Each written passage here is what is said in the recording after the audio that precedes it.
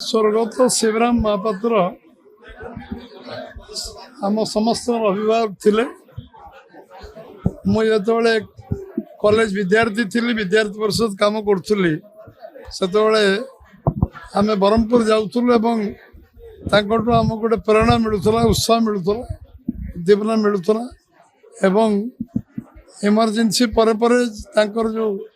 सक्रियता मुझे देखी से आमको बहु विषय आम गोटे मार्ग देखा संघर विभाग संघ चालक आरंभ कर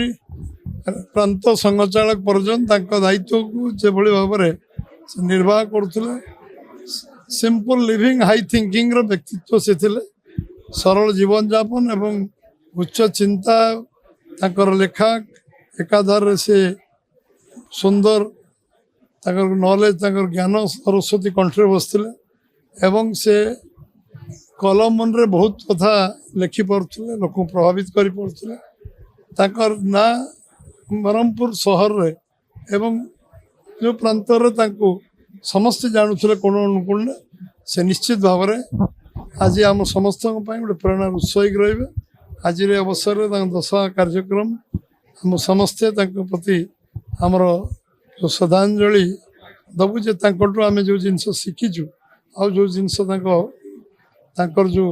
जीवन रे आत्मीयता और दृढ़ता थिला से दृढ़ता को आम शिखा दरकार एवं गोटे विचार आदर्श प्रति प्रतिबद्धता कौन से विषय को सहज और सरल भाव जे कर निश्चित भाव में समस्ते आम स्मरण करवा सबुदिन।